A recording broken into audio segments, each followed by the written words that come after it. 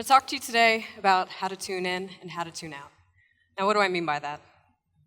The guitar string, as you saw, is a length of flexible material held under tension so it can vibrate freely, but also under control.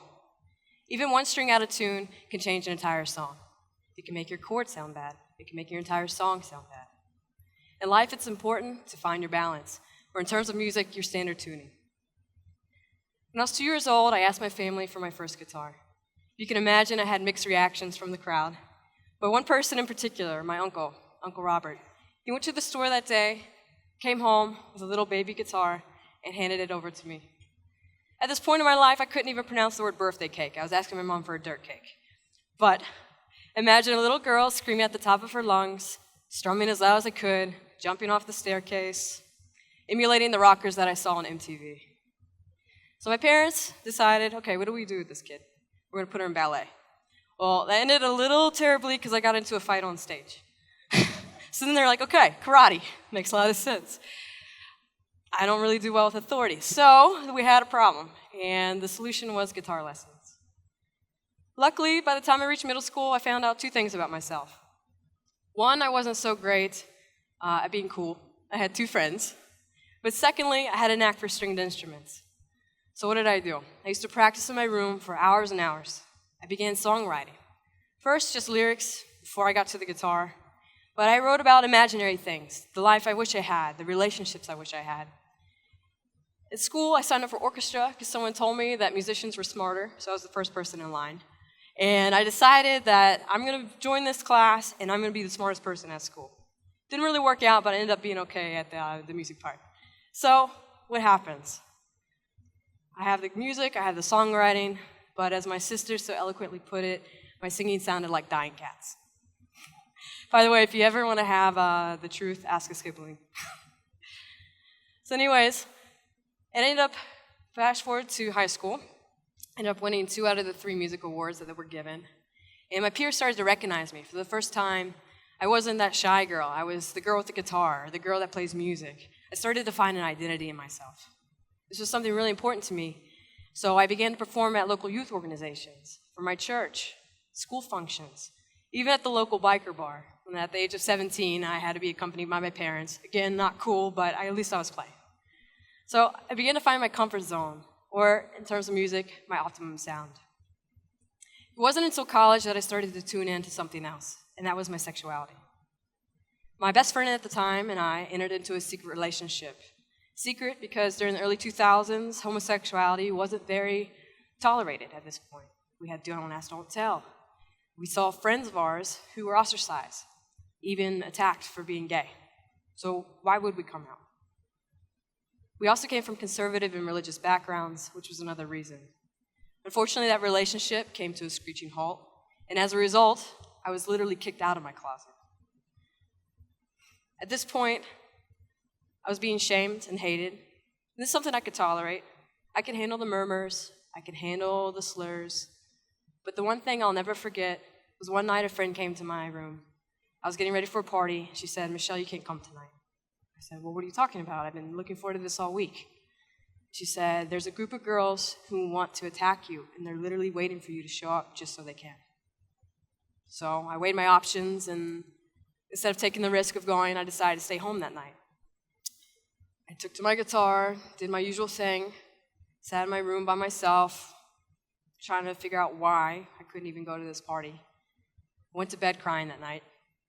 At 3 a.m., I was awakened to knocks on my door, screaming, homophobic slurs, girls taunting me to come out of my room. And when I opened the door, there were 6 girls in front of me. 3 of them were people who I considered friends. Friends, of course, before I came out. I narrowly dodged the beer can that came hurling at my face. And in that moment, I had to decide, fight or flight. And I decided to fight. I said, "I've had enough of this. You've been doing this for months. I'm tired. Go home." I was able to close the door just in time before a mirror came crashing. That night, I had to call the police on 3 people who I consider friends of mine to file a hate crime report. In addition, the worst thing for me was seeing my ex-girlfriend walk down the hallway, making eyes with me, having enjoyed the party that I couldn't go to. At this point, reality set in. I had to be honest with myself. How much could I really handle? Chronic stress can wreak havoc on our bodies, on our minds. Our bodies are hardwired to react to stress, to protect us from threats and predators. All of us face demands, that NBA workload, trying to make ends meet for your family, even coming home from work and getting stuck in traffic. Our body perceives all of these demands as threats and reacts accordingly. The problem is that our self-repair mechanism doesn't work properly. It keeps releasing these chemicals into our body, and the long-term activation of the stress response system can disrupt almost all functions of our body. I'm sure many of you are aware of the placebo effect, which is the idea that essentially the mind can overpower the body. For example, when patients receive a sugar pill and are miraculously cured of their illnesses. What most of us aren't aware of is there is also the opposite, which is the nocebo effect. Same idea, but with the negative repercussions of what your mind can do to your body.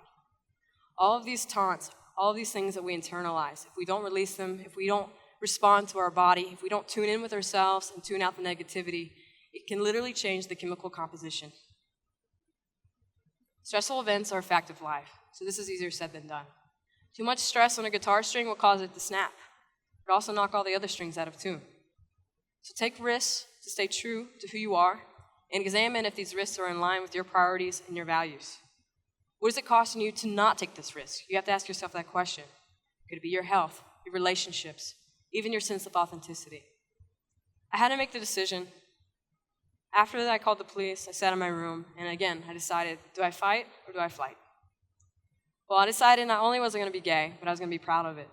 And I was also going to be an example for others. Shortly after talking to my family and friends from home, 2 other family members came out of the closet. I began songwriting again, but this time not the cookie cutter formula. Cookies. Not the cookie cutter formula that I was accustomed to, the perfect chords, the perfect time to put a chorus or a bridge. I decided to write something that was truly my own. No more fake boyfriends, no more fake stories about going to the beach. I was going to write a story about a woman that I fell in love with. But the only problem was that I didn't have the guitar to accompany it. I got so tired of the standardized tuning that I was used to, especially hearing on the radio. So I decided to retune my entire guitar. A lot of musicians consider this, or call this, dadgat. It's an alternate tuning. It's very popular amongst indie artists. So I put the two together. It took me 3 months to work up the courage to sing the song in front of anybody. When I finally did, I sat down in front of my roommate and I said, hey, I have something. I'm so nervous to play this for you, but will you listen? She said, yeah, sure, come on. So I played the song, and after I finished, it was complete silence. I thought, my God, it's dramatic effect. Hey, God. So I decided, I just totally scared this woman. She's never going to look at me the same again. I can't believe I did this. What was I thinking? And instead, she asked me to perform the song again, so I did. And at the end of my second go-around, she said, Michelle, this is the first time I've heard you sing something truly authentic. This is your sound. This is you. This is what you should have been doing all along. So I ended up performing this song in front of a few other friends, finally saved up enough money to get it recorded professionally, and entered it into a national songwriting contest. At the same time, I started to market myself towards the LGBT community and also label myself as an LGBT folk artist. If I was going to do it, I was going to go all the way with it. I ended up getting 8th place in that contest. And even though I didn't win, the contest ended up publishing the top 10 finishers online, and it was there that a movie producer discovered my song and made it the title track to their soundtrack in a full-length feature film. As I stand before you today, I'm preparing for my 6th consecutive year on the U.S. Capitol main stage, where I'll perform for DC Pride in less than 2 weeks. On that stage, I'll be opening for Meghan Trainor. I've opened for other international recording artists, such as Betty Who, Iconopop, Carly Rae Jepsen, in front of crowds of 250,000 LGBT people and their allies. To tie this all together, that uncle that gave me my first guitar, it wasn't until years after his death that I found out that he was also gay, and he ended up dying as a result of AIDS. So from this point forward, I decided I was going to donate 50% of all of my concert proceeds towards LGBT organizations and also AIDS foundations in his honor. There's no guarantees in life. The only thing we can do is focus forward. Risk means giving up what you know for what might be. It can be scary, uncertain, unpredictable, but what we have to do is tune out the bad energy and cut cords with the negativity that we hear throughout the day. Get in tune with your authenticity, because truth can't be rehearsed. Authenticity gives us the power to be ourselves and connect in a genuine and meaningful way. Maybe one day you decide to pack your bags and move to Spain for a girl that you love, and it crashes and burns on the first day. Maybe 6 months later, you're enrolled in one of the top MBA programs in the world and delivering your first TED Talk on this stage. You never know until you try. So don't get used to playing out of tune. Your ear will get used to this sound, and it gets harder and harder to break that familiarity. Much like internalizing the negativity that you hear throughout your day, it gets harder and harder to adjust your strings to find your balance again. Realize that you can sound differently, and it's up to you to find your baseline, your standard tuning. Adaptability is about learning when to tune in and when to tune out. Now I'd like to perform to you the song that changed my life.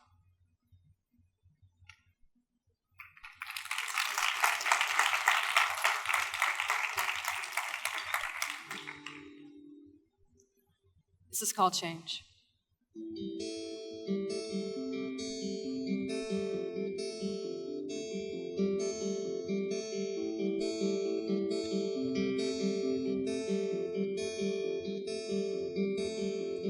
3 more days till I see you. An image flashed, I thought I knew. Something's changed, cannot tell. Cannot sleep, I cannot yell. The day has come, I take your face. We hold each other, forced embrace. But something's changed. When I sleep with you, my body becomes a part of you. You hold my hand, you push me down. They walk in with heads bowed down. When I sleep with you,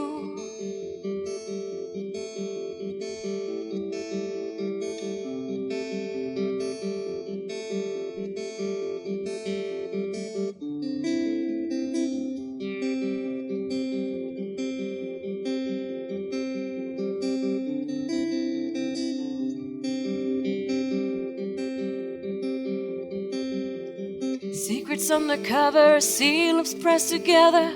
Afraid to go to sleep, I may not see another. Live in the dark, we try to hide the light.